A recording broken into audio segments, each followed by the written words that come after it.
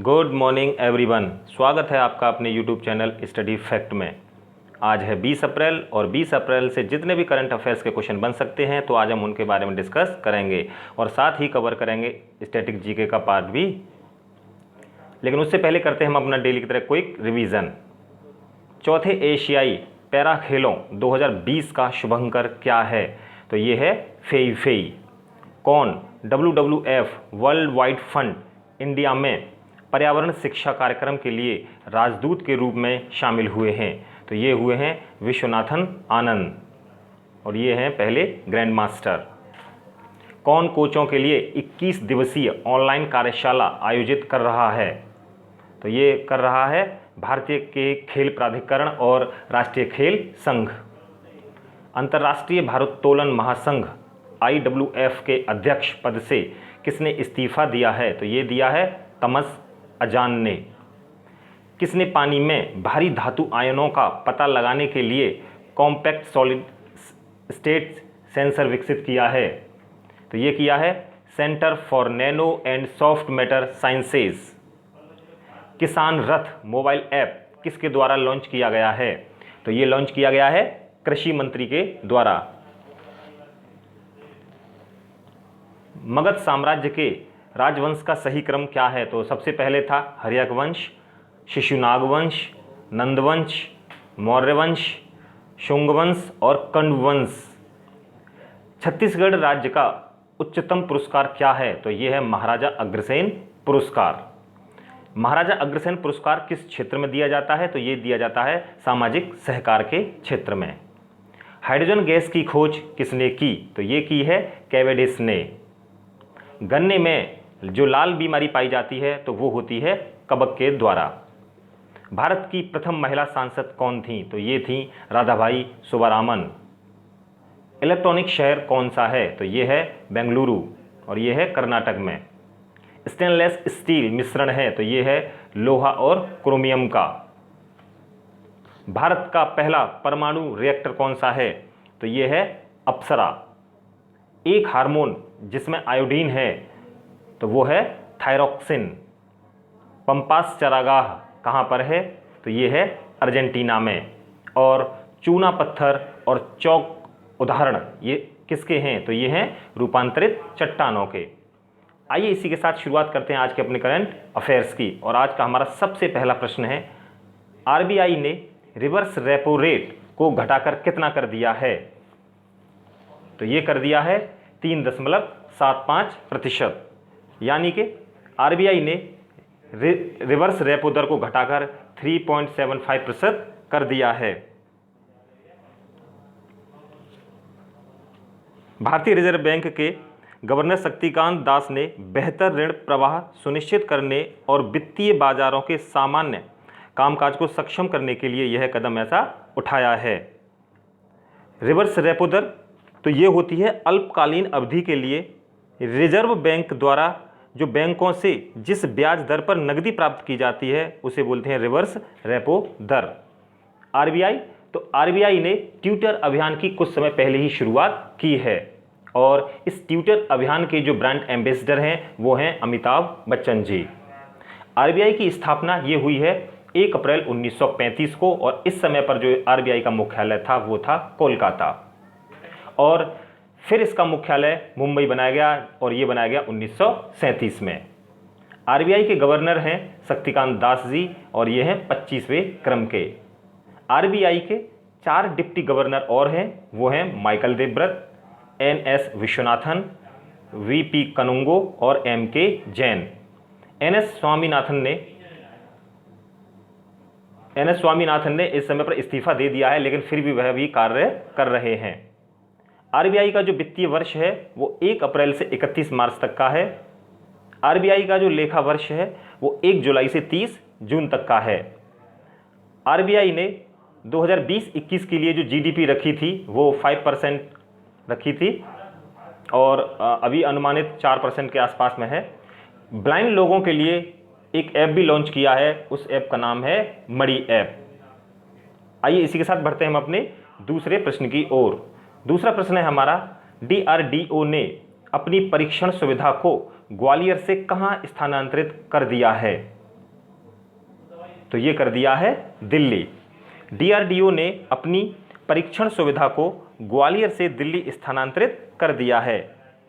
इसे रक्षा अनुसंधान विकास प्रतिष्ठान यानी DRDE ग्वालियर से दिल्ली में institute of nuclear medicine and allied sciences में स्थानांतरित कर दिया है। डीआरडीओ तो इसकी फुल फॉर्म है defence research and development organisation, यानी कि रक्षा अनुसंधान एवं विकास संगठन। डीआरडीओ के जो अध्यक्ष हैं वो हैं जी सतीश रेड्डी। डीआरडीओ की जो स्थापना हुई है वो हुई है 1958 में और डीआरडीओ का जो मुख्यालय है वो है नई दिल्ली में। आइए इसी के साथ बढ़ते हैं हम अपने नेक्स्ट क्वेश्चन की ओर। दूरसंचार उद्योग की वार्षिक मोबाइल वर्ल्ड कांग्रेस MWC 2024 तक कहां आयोजित की जाएगी?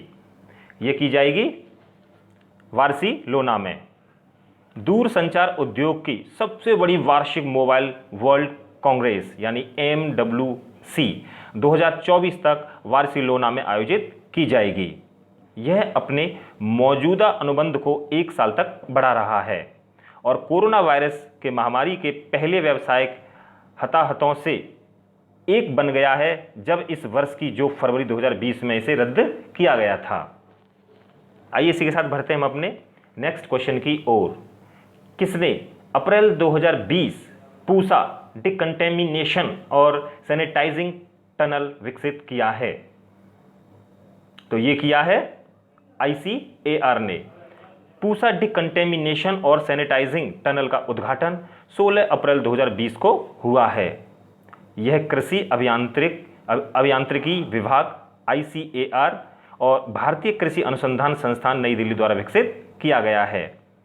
सैनिटाइजेशन प्रोटोकॉल में पैरों से चलने वाले साबुन और पानी निकालने की मशीन के साथ हाथ धोना और 20 सेकंड के लिए सैनिटाइजिंग टनल में फॉगिंग शामिल है। इसमें ICAR यानी Indian council for agriculture research यानी भारतीय कृषि अनुसंधान संस्थान। आइए इसी के साथ बढ़ते हैं हम अपने नेक्स्ट क्वेश्चन की ओर। किस राज्य के शिक्षा विभाग ने स्माइल परियोजना शुरू की है? तो ये की है राजस्थान ने। राजस्थान के शिक्षा विभाग ने तालाबंदी के कारण शिक्षण और सीखने की निरंतर बाधित न होने के लिए एक परियोजना स्माइल शुरू की है। परियोजना स्माइल लर्निंग एंगेजमेंट के लिए सोशल मीडिया इंटरफेस है। यह राज्य के सभी सरकारी स्कूलों में सोशल मीडिया के विभिन्न प्लेटफॉर्मों के माध्यम से ऑनलाइन पाठ्यक्रम और कक्षाएं प्रदान कराने के लिए एक डिजिटल प्लेटफॉर्म है। राजस्थान की राजधानी है जयपुर। राजस्थान के मुख्यमंत्री हैं अशोक गहलोत और इस जयपुर की जो स्थापना हुई है वो हुई है 1727 को और ये की है राजा जयसिंह ने।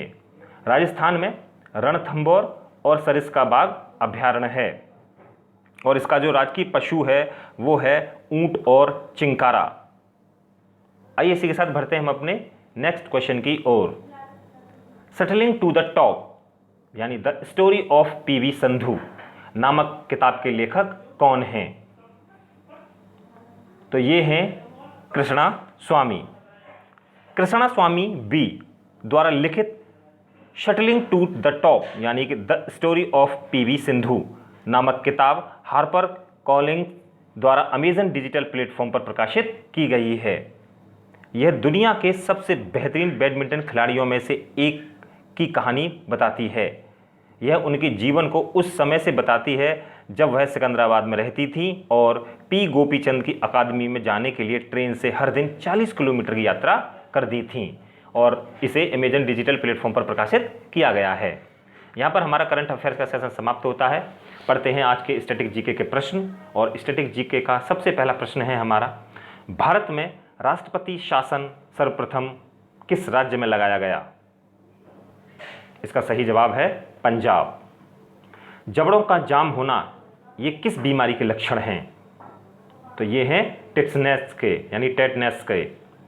मानव शरीर में आदम का सेब यानी एडम्स एप्पल किसे बोला जाता है?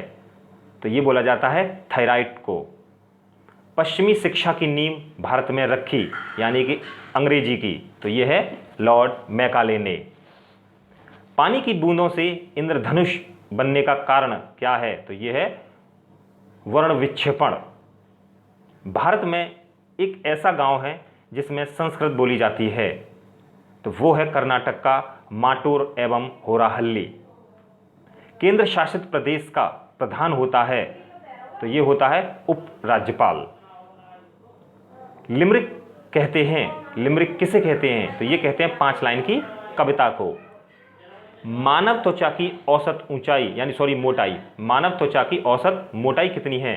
तो ये है 1.95 मिलीमीटर। अंगूर में कौन सा अम्ल होता है? तो ये होता है टारटेरिक और मैलिक अम्ल।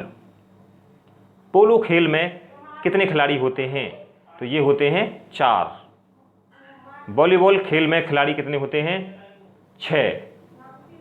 गूगल के पेटेंट कंपनी का नाम क्या है? तो ये है अल्फाबेट इंक। और पपीते का पीले रंग का कारण होने का क्या है? तो ये है फ्लेवोनॉइड्स। यहाँ पर हमारे स्टैटिक जीके का पार्ट भी कवर होता है। पढ़ते हैं कल का प्रश्न। कल का हमारा प्रश्न था, झारखंड के किस जिले के 2 अस्पतालों में रोबोट भोजन परोसेंगे और कोविड-19 रोगियों को दवा देंगे? इसका जवाब है पश्चिमी सिंहभूम। और इसका जवाब हमें मनोज ने, देवेंद्र ने, मितेश ने दिया है। आइए इसी के साथ पढ़ते हैं हम अपने आज का प्रश्न। आज का हमारा प्रश्न है, निम्न में से किस राष्ट्रीय उद्यान ने जानवरों के लिए अलगाव वार्ड बनाए हैं? ऑप्शन ए है जिम कॉर्बेट राष्ट्रीय उद्यान, ऑप्शन बी रणथंभौर राष्ट्रीय उद्यान, ऑप्शन सी केवलादेव राष्ट्रीय उद्यान और ऑप्शन डी मानस नेशनल पार्क। इसका जवाब हमें ज़रूर दीजिएगा। वीडियो आपको कैसी लगती है ये ज़रूर बताएं। वीडियो को लाइक करें, शेयर करें, सब्सक्राइब करें। धन्यवाद। जय हिंद।